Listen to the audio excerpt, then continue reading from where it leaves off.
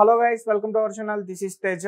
అయితే ఇప్పటివరకు దాదాపు 40 సంస్థలు అన్నీ కూడా ఎగ్జిట్ పోల్స్ గురించి మాట్లాడుతూ ఆంధ్రప్రదేశ్లో ఎలక్షన్స్ గురించి అన్నీ కూడా కూటమికే సపోర్ట్ చేస్తున్నాయి. అయితే ఖచ్చితంగా ఈ వచ్చే 9వ తేదీన చంద్రబాబు నాయుడు గారి ప్రమాణ స్వీకారం ఉంటుంది. అది కూడా అమరావతిలో జరగనుందని కూడా చాలామంది చెప్తున్నారు. అయితే ముఖ్య అతిథిగా నరేంద్ర మోదీ గారు, ఆయనతో పాటు తెలంగాణ ముఖ్యమంత్రి రేవంత్ రెడ్డి గారికి కూడా ఆహ్వానం అందిందని ఒక వార్త అయితే బాగా వైరల్ అవుతుంది. అవంతా కూడా ఎంతవరకు వాస్తవం?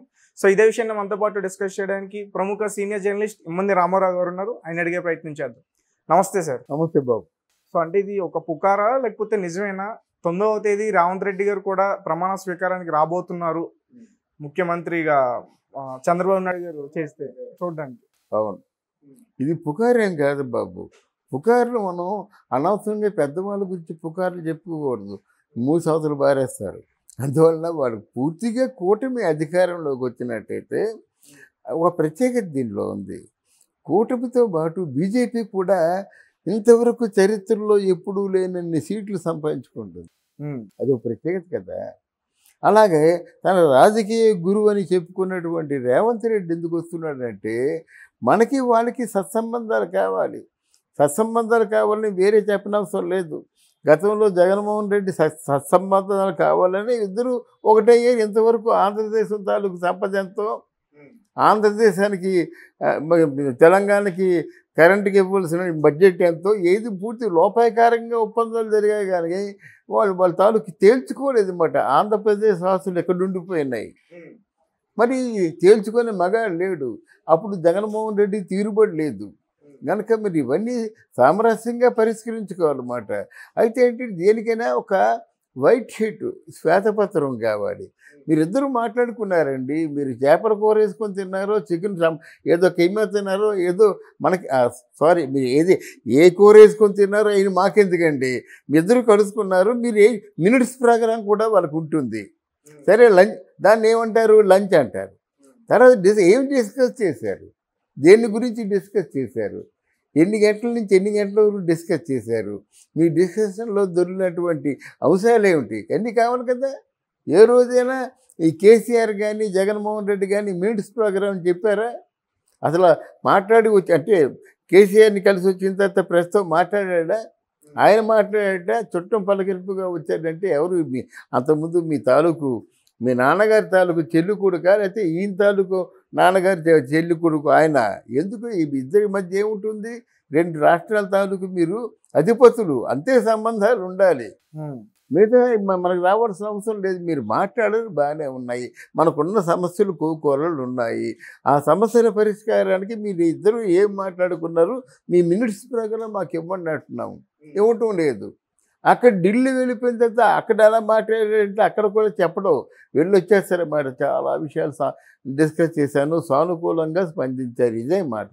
అందువల్ల ఇట్లాంటి విషపూరితమైనటువంటి వాతావరణం 2 రాష్ట్రాల మధ్య ఉన్నప్పుడు ఇక ముందైనా ఈ సంస్కృతికి పూర్తిగా తెరలేపి ఈసారి ఆంధ్రప్రదేశ్కి ముఖ్యమంత్రిగా ఎంపిక అయినటువంటి ప్రజాస్వామ్య పద్ధతిలో ఎంపిక కాబడినటువంటి చంద్రబాబు నాయుడు తాలూకు పట్టాభిషేకానికి ఖచ్చితంగా మోడీ రావాలి. మోడీ గారు వస్తారు సార్, ఎందుకంటే ఆయన కూటమిలో భాగస్వామి కాబట్టి ఖచ్చితంగా వస్తారు. కానీ మరి ఇక్కడ రేవంత్ రెడ్డి కాంగ్రెస్ పార్టీ కదా, మోదీ గారికి ప్రధాన శత్రువు కాంగ్రెస్ పార్టీ. మరి వాళ్ళ అధిష్టానం నుంచి మరి దీనికి ఎలా చెప్తారు రేవంత్ రెడ్డి గారికి? అదే రేవంత్ రెడ్డి రాజకీయం. ఇప్పుడు కాంగ్రెస్ పార్టీకి ప్రధాన శత్రువు రేపు అవ్వడు కదా. అంతకుముందే పెద్దన్న అని పిలిచాడు కదా ఆయన్ని. శత్రువు అయినప్పుడు కూడా మోదీ గారిని పెద్దన్న అన్నాడు.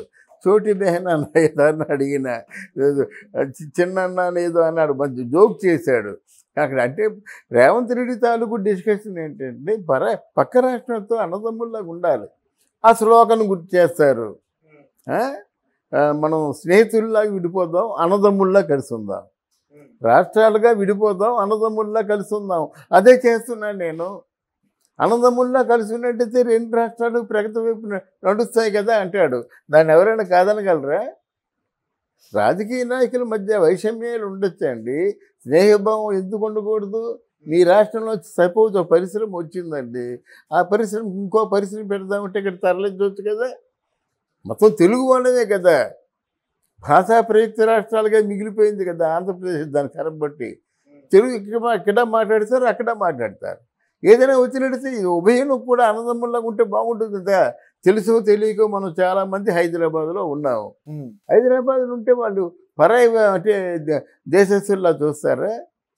ఇక్కడ పుట్టి ఇక్కడ పెరుగుతున్న వాళ్ళు, ఇక్కడ జీవనోపాధి చూసుకున్న వాళ్ళు, ఇక్కడ కాపురాలు పెట్టిన వాళ్ళకి వీళ్ళేమో చేయూత అందించరా?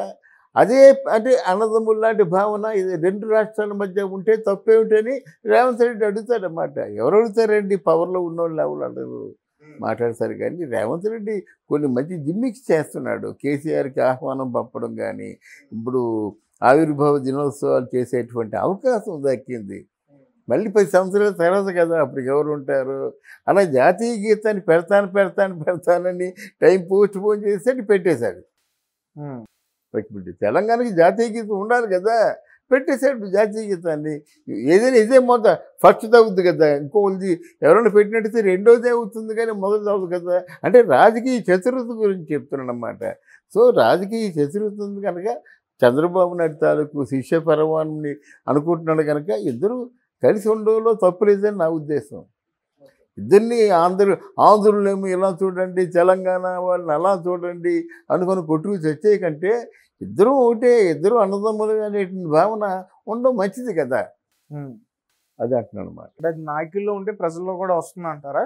రావాలండి, తప్పకుండా రావాలి. ఎందుకు రాదు? ఇప్పుడు రేవంత్ రెడ్డి స్నేహభావంతో వెళ్తున్నట్టంటే మరి ప్రజల్లో కూడా మార్పు వస్తుంది కదా. మనం ఒకటేంటే అన్నదమ్ములు రా అనుకుంటే మంచిదే కదా. తర్వాత పరిష్కరించుకోవాల్సిన సమస్యలు చాలా ఉన్నాయి. ఈరోజు పట్టాభిషేకానికి వెళ్ళకుండా సమస్యలు పరిష్కరించుకోరా అంటే ఆడ వస్తాడా చంద్రబాబు నాయుడు? ఈయన రమ్మంటే ఈయన వస్తాడా? ఇదే అదనుగా వీరిద్దరి మధ్య ఉన్నటువంటి సామరస్యంగా సమస్యలు పరిష్కరించుకొని ఇక్కడ తెలంగాణ బాగుండాలి, అక్కడ ఆంధ్ర కూడా బాగుండాలి. అంటే విస్తృతమైన ప్రణాళిక రూపొందించుకోవడం కోసం వీరిద్దరూ కలుసుకోవచ్చు. ఓకే, అయితే మొత్తానికి ఆయన వస్తారు అయితే? డెఫినెట్గా వస్తారండి, రావాలండి. దీన్ని అంటే రాజకీయ పరంగా దీన్ని చూడకూడదు. మరి రేవంత్ రెడ్డి ప్రమాణ స్వీకారానికి చంద్రబాబు నాయుడు గారు రాలేదు కదా? చంద్రబాబు నాయుడు ఏ పోర్ట్ఫోలియోతో వస్తాడు? ఈయన చూస్తే ముఖ్యమంత్రి పోర్ట్ఫోలియోతో వస్తున్నాడు. ఈ రెండు అంటే ఇవి అంటే ఉభయ రాష్ట్రాలు పక్కపక్కనే ఉన్నాయి కదా. అంటే పొరుగు రాష్ట్రం కదా ఇది. పొరుగింటితోని పొరుగు రాష్ట్రంతో స్నేహభావంగా ఉండాలి కదా. అందువల్ల ఈయన ముఖ్యమంత్రిగా వస్తున్నాడు, ఇన్వైట్ చేశాడు. చంద్రబాబు నాయుడిని ఇన్వైట్ చేస్తే మాత్రం వస్తాడా? పార్టీ ఓడిపోయి ఉన్నాడు, ప్రచారాల్లో ఉన్నాడు. పిలిస్తే విచ్ పోర్ట్ఫోలియో వీళ్ళు కమ్. ఆ పోర్ట్ఫోలియో అంటే ఏదో ఒకటి ఉండాలి కదా. అని పోర్ట్ఫోలియో